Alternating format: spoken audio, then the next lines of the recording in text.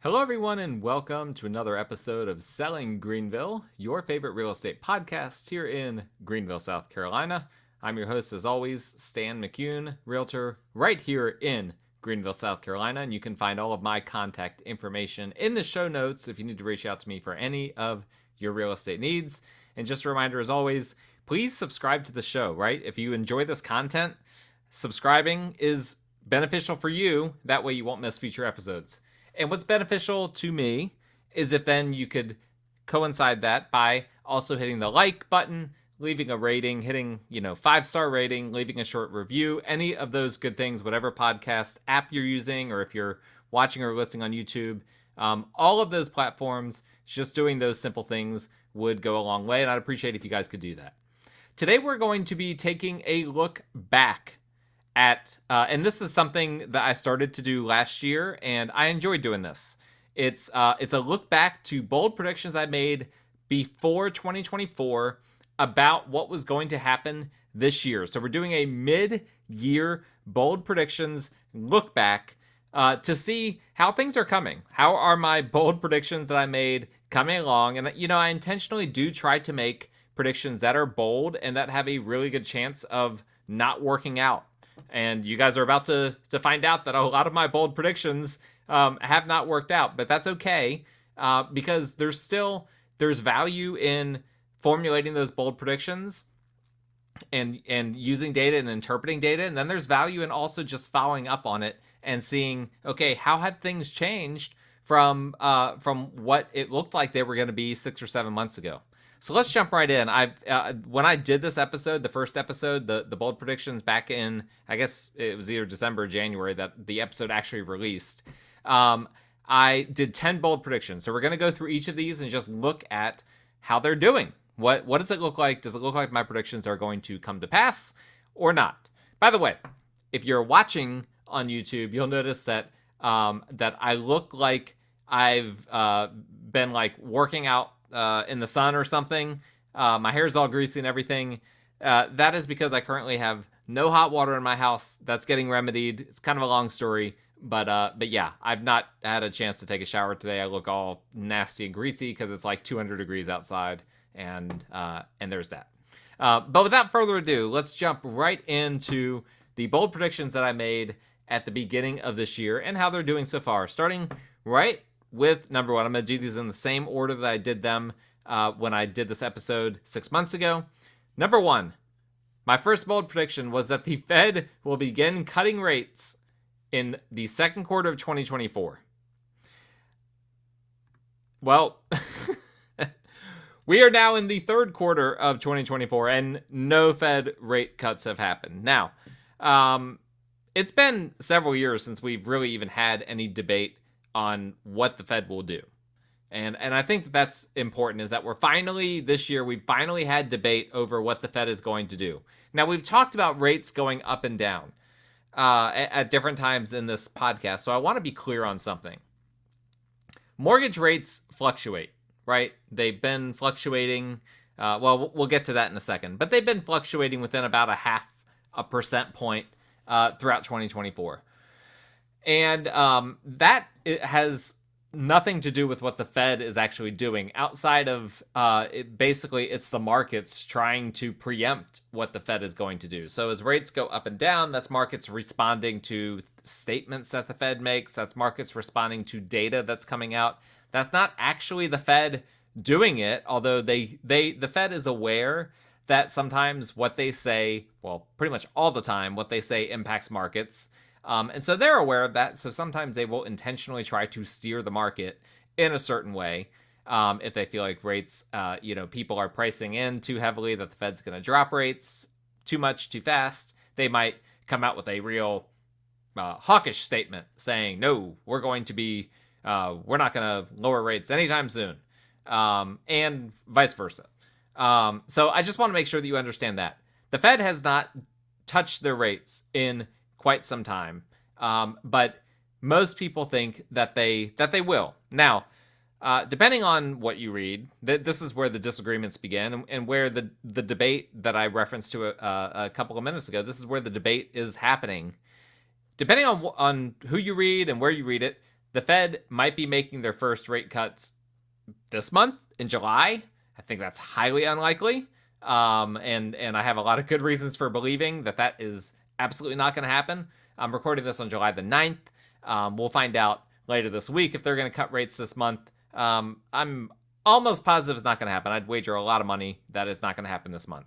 Some people think September is when it's going to happen. Other people think November is when it's going to happen. And we've teased out some of these in my podcast I did this past week. I talked a little bit about how the Fed is playing the politics game, and there's a good chance that perhaps they should cut rates in September, but will wait until November strictly because they don't want to be perceived as interfering in the elections. So that's a possibility. I've heard some economists and experts predict that they won't even drop rates until next year. I've heard some say that they won't make any rate cuts at all anytime soon. I even heard an analyst say that they think the Fed will increase rates this year before then cutting them by the end of the year with a net zero gain, basically, that will end up where we started by the end of 2024. Long story short, nobody knows what's happening, and the phrase that we've heard all year is higher for longer. That's the Fed trying to temper the market's expectation that rates are going to be dropped. And so, long story short, I was wrong. This was a bold prediction that was inaccurate. The only question is, it's inaccurate by how much? I predicted the second quarter. At the time, that was actually quite a bold prediction. A lot of people thought it was going to be a first quarter cut or no cut. So I predicted a second quarter rate cut. That did not happen. It's looking currently like it's going to be either a third or a fourth quarter rate cut. That to me is the most likely scenario. If I had to put money on it, I would say November.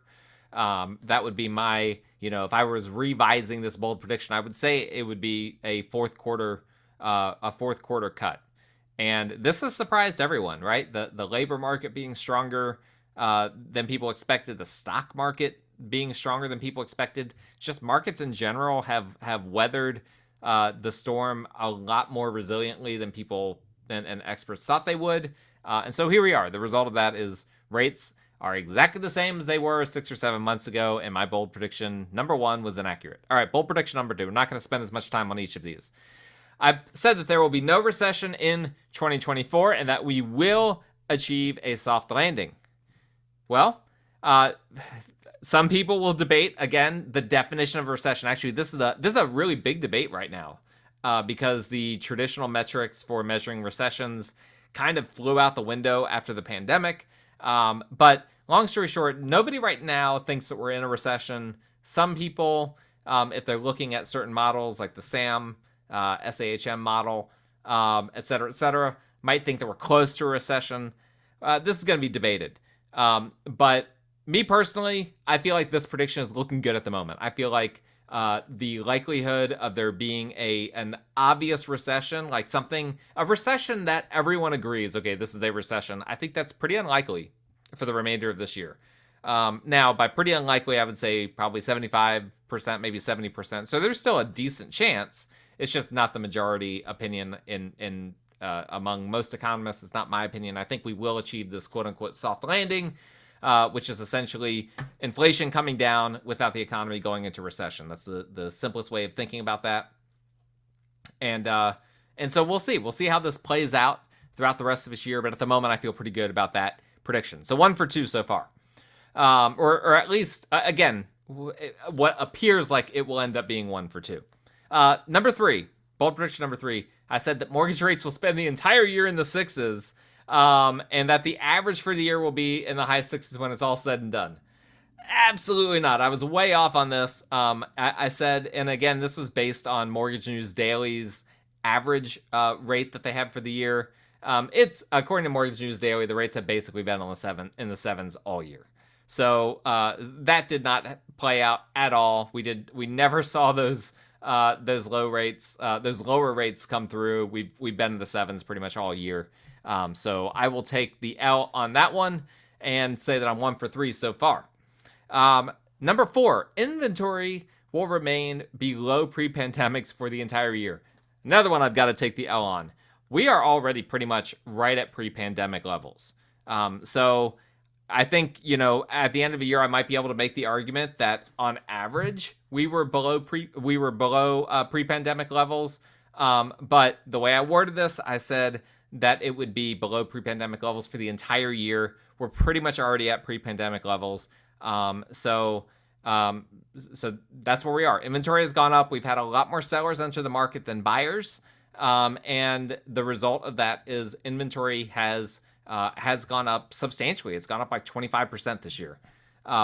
So I have to take another L on that one and say I am 1 for 4 so far projected. Number 5, pending sales for the first quarter will be down year on year and will increase probably slightly for the remaining 3 quarters. Well, I was at least partially wrong in this because pendings were actually up in the first quarter. That came as a bit of a surprise. Now, we don't yet have the data for June yet. And if you listen to my market stats episode that I do pretty much every month, we also won't yet have the May numbers, the accurate May numbers, until later this month. So there's really no way for me to say for sure what's going to happen in the second quarter of this year. It's hard to say, whether it's up or down, but it looks like it's going to be close. It's going to be really, really close one way or the other. I think that there's a good chance that I end up being half right, half wrong. The half wrong being pending sales were not down year on year in the first quarter, but there's a good likelihood that we will see them increase perhaps slightly for the remaining 3 quarters. So I'm either 1 for 5 or 1.5 for 5 so far. Not great. But hey, I hold myself accountable, which is more than our politicians do. So yeah, maybe I should be a politician. I don't know. On to number 6, but before we do that, I want to talk to you guys about something. I want to talk to you guys about Piper Insurance Group, friend of the show, and the official sponsor of Selling Greenville. Piper Insurance Group, my go-to for homeowners insurance. They handle home, auto, and umbrella insurance. They're an independent insurance agency, so that means that they're not just going to give you a quote from one company. They're not just with Travelers or just with Allstate or just with one company or another. They can quote with many different insurance companies and essentially give you the best rate that they can find. They can do, if you're wondering, is this primary residences, is this investment properties, etc., they can do all the things. They can insure all the houses, flips, rentals, ground up new construction, residential, commercial investment properties, all of those things they can help you with. Vacant properties, any of those things they can insure. And let me tell you, Steven with Piper Insurance Group, he's I've dealt with a lot of insurance agents that kind of play it fast and loose. He's very detailed. He makes sure that your policy is exactly what you need for the home that you're trying to insure. And I think that that's important. They're licensed in South Carolina, North Carolina, and Georgia. So even if you're dabbling a little bit outside the state of South Carolina, they can help you in the important neighboring states, neighboring South Carolina. So please contact Piper Insurance for a free quote today. Contact information is in the show notes, and they'd be happy to quote you on whatever property you have that needs homeowners insurance or auto or umbrella insurance. All right, bold prediction number 6. I said that days on the market wouldn't go above 60 days for the entire year in the greater Greenville area. This one, it's looking like I nailed it. This is the first one. We had to get through half of these before I finally found one that's like, okay, I'm pretty confident that this one's going to be accurate. Now, we got up to 57 days on market in February, so I was starting to be like, oh boy, I might even lose out on this one, but it's come down since then, and days on market, again, we don't have the June numbers yet, but the last May numbers that we had said it was sitting at 46 days, so that seems pretty good right now. In a normal year, we would see days on market go into the 60s at some point, and by normal, I mean pre-pandemic. Wouldn't be uncommon for us to see it go into the 60s, but right now, we're not even in the 50s. We're in the 40s. I feel pretty good that that one's going to hold. Number 7, the number of single-family closings will rise slightly for 2024 versus 2023, between approximately 0 to 3%. This is in spite of the fact, this bold prediction was in spite of the fact that many experts expected there to be national declines. Now, so basically, I went against the national experts that saw national declines. I said that there was going to be an increase in single-family closings, just not a huge increase, 0 to 3%. And so where does this stand so far? Well, based on my numbers, again, I don't have the official Greater Greenville Association of Realtors stats yet, but based on the numbers that I ran personally by looking in the multiple listing service, I came to the conclusion that year to date through the end of June, that closings were up for single family homes were up 5.6% year on year.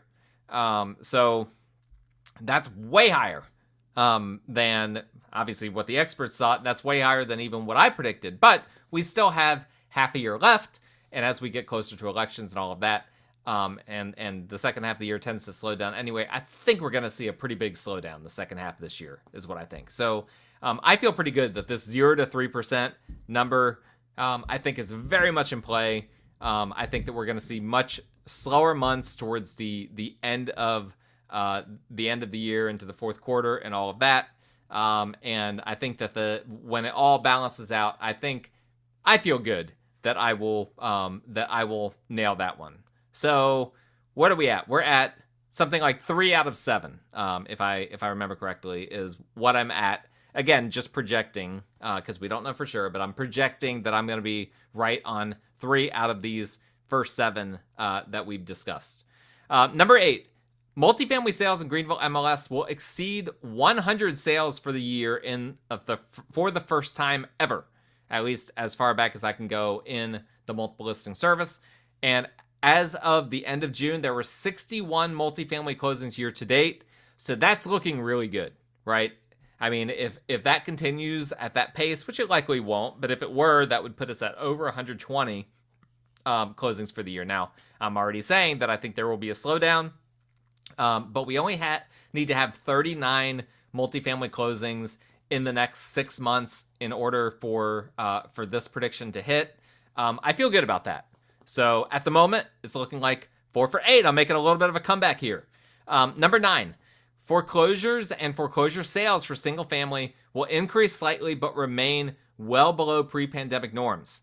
And I went on to explain at the time that there's logic behind that. COVID borrowers they have more options for refinancing and getting out of delinquencies and all of that. Long story short, I've said multiple times that we've seen a little bit of an increase in foreclosures and short sales, but not enough to move the needle. This is both on the national level and on the local level. And so basically, I mean, I nailed this prediction, right? Because this year is the first time in Greenville that we've seen in years foreclosures and short sales. I've not seen any by any. We might see 1 or 2 here or there, but I mean, we've seen actual, a handful of them per month has been what has happened recently. And that's been definitely an increase over previous years, but still nothing, right? You can't make a living. My broker, Matthew Thrift, he made a living at one time only selling as a realtor foreclosures. Nobody can do that. Not one person can do that in this market. I know house flippers that they made a living just flipping houses that were foreclosures. Nobody can do that in this market either. So foreclosures and short sales are not increasing dramatically, but they are increasing slightly. And we've seen this in the national data as well with delinquencies. So I'm saying at the moment that I am 5 for 9 on these predictions. Happy about that. Number 10, median prices will rise by 3 to 6% for the entire year, although we may see some negative month-on-month prints. Now, this one's going to be very interesting to track because the first 3 months of the year were exactly what we needed with prices for this prediction to happen. Basically, for the first 3 months of the year, January, February, March, we had year-on-year price increases in the 3.5%, 4.5% range. And so it was basically right in between that 3 to 6%. But April and May both fell under, with April being a 2.4% year-on-year increase and May being flat, no increase, which we just discussed a few weeks ago rather. And we don't have the June numbers yet, But if I had to make a prediction, I don't think that June will come in above 3% either. I think that the June median price point year on year will end up being below a 3% increase. So this one is going to keep us on our toes, and it's a toss-up, right? Because the first 3 months, nailed it, and then the most recent 3 months, not so much. So this one's still in a state of flux at the moment. I think if I aggregated this all out, I think that I would not be in that 3 to 6% range. So I'm gonna have to say that I don't have this one currently. But unlike a bunch of the other ones where, with regard to the rate cuts and with regard to the mortgage rates being in the sixes and inventory being below pre-pandemic levels for the whole year, those are already shot, right? There's no way that I can get those before the end of the year. I've already lost those. This is one where I'm currently losing, but I can make a comeback. And I think that there is a decent chance that I do, but we'll have to see. I mean, probably out of all of these, this is the one that I feel the least confident about which direction it will go. I still feel like there's a good chance at the end of the year we're around 3%, 3 to 4% year-on-year increase or appreciation, if you want to use that word, even though I prefer not to use that word when we're talking about median prices. But for simplicity, you can just call it appreciation. Just say, we might have 3 to 4% appreciation, but I could also see it being closer to 1 to 2%. If we, we might have some down months. I mean, there's a lot that could happen. Again, it's an election year, very unpredictable. These rates are higher than people expected, for longer than people expected. So there's a lot of stuff happening that's just causing a lot of uncertainty. And so we will know in 6 months, because I'm not going to bring this back up again until the end of the year. And when the end of year comes around, we'll go back through this, and then we'll see, did I get half of them right? Did I get slightly less than half of them right? Did I get maybe 6 or 6.5 out of 10 bold predictions right? I don't like any of those numbers, right? I want to get at least 8 or 9 of these right. Unfortunately, that's not going to happen this year. So I'm going to have to keep improving as a bold predictions person. Don't go out and make any bets on the basis of my bold predictions, okay? This is why I always have to remind you guys that I'm not offering any kind of financial or investment advice, because at the end of the day, we're not throwing darts at a dartboard, but we're interpreting data in different ways and then throwing the dart at the dartboard based on the data that we're interpreting. And sometimes we're right, sometimes we're wrong. Generally, people that are right 6 to 7 times out of 10, they are very, very seasoned investors. And those that have no idea what they're doing, they're only going to be right. They might make a few lucky guesses and get right 2 or 3 times out of 10. So we'll keep track. We'll see what's happening, as we go through the year. If you guys are close listeners, you'll probably be able to reverse engineer how many of these bold predictions I'm getting right or wrong. But we won't be talking about this for another year. But for the time being, I'm about halfway there. Hopefully I'll get a few more of these right after it's all said and done. But thank you guys for listening. I appreciate each and every one of you. If you could just hit that subscribe, like, rate, review button, all of those things, that would be great. My contact information is in the show notes. If you need a realtor in the Greenville area or outside of the Greenville area, I can set you up with someone like that as well. And just a reminder, as always, Piper Insurance Group, their contact information is in the show notes. Please reach out to them for any of your insurance needs. Homeowners, auto, umbrella. We will talk again next time.